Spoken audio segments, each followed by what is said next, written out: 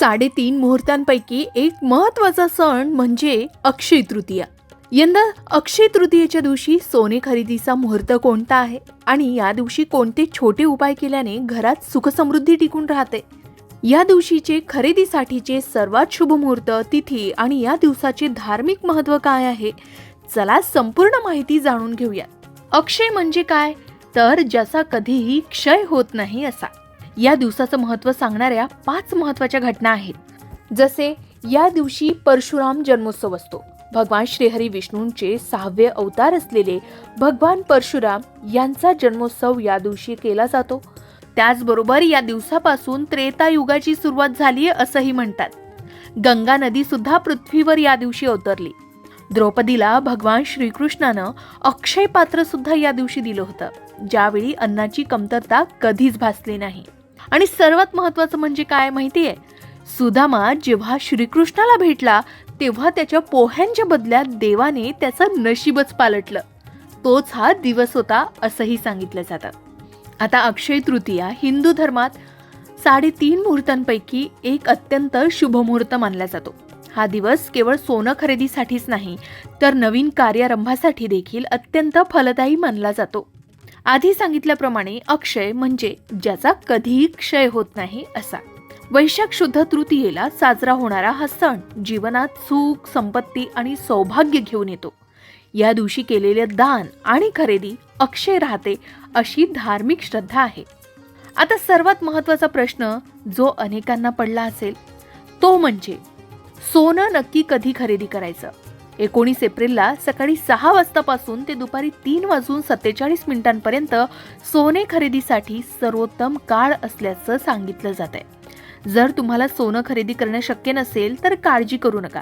तुम्ही चांदीचं नाणं, तांब्याचं भांडं किंवा धान्य या वस्तू सुद्धा खरेदी करू शकता.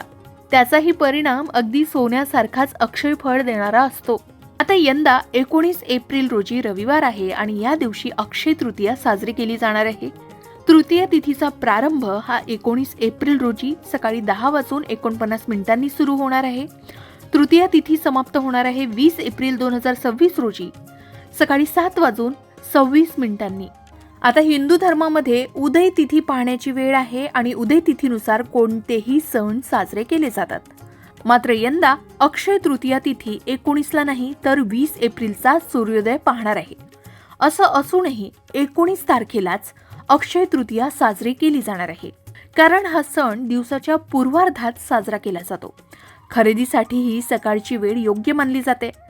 अशातच तृतीया तिथी 20 तारखेचा सूर्योदय पाहणार असली तरी अवघ्या काही मिनिटातच म्हणजे 7:26 ती संपणार आहे. त्यामुळे मुख्य सण 19 तारखेला साजरा केला जाणार आहे. यालाच पूर्वाह्य व्यापिनी किंवा पूर्वार्ध व्यापिनी तिथी असं म्हणतात.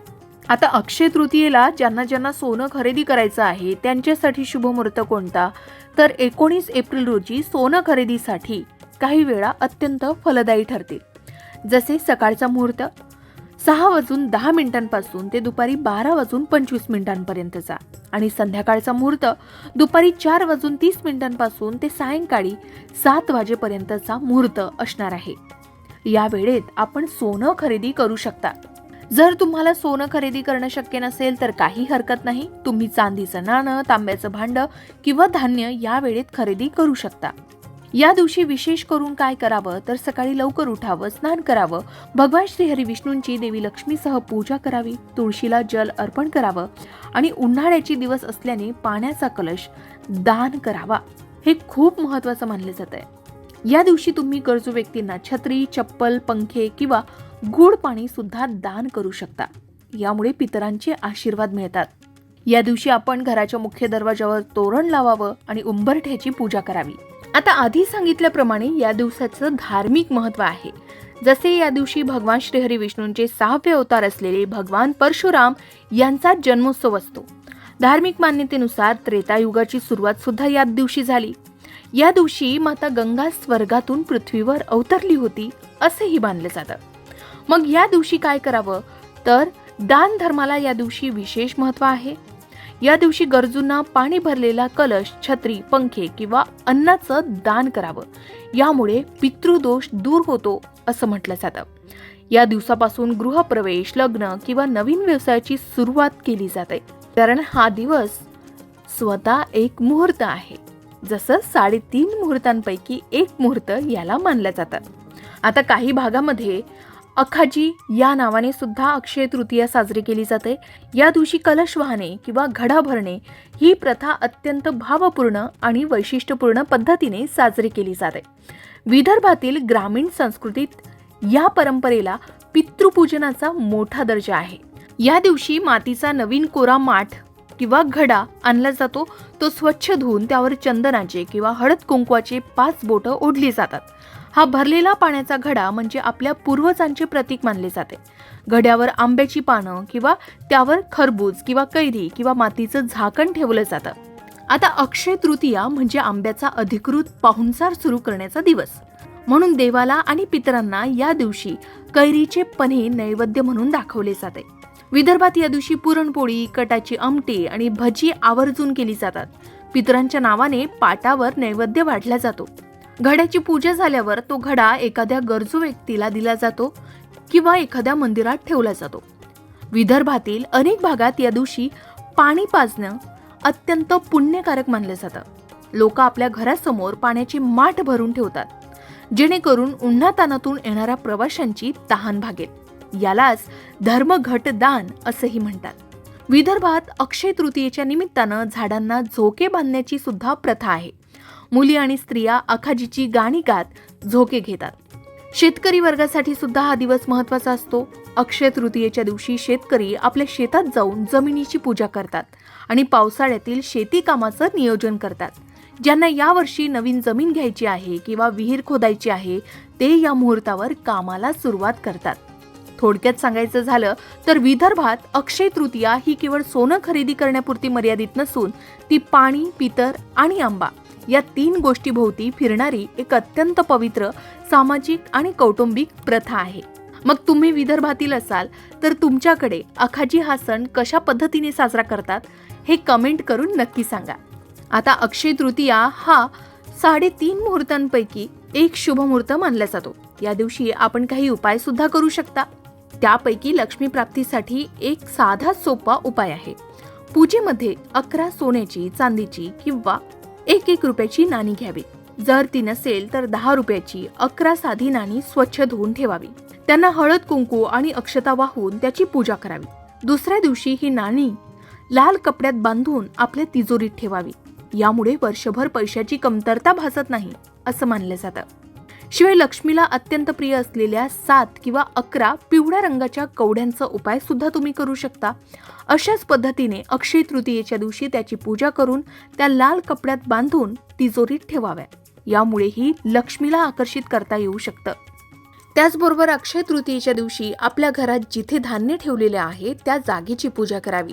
यामुळे घरात कधीही अन्नाची कमतरता भासत नाही असं सांगितलं जातं.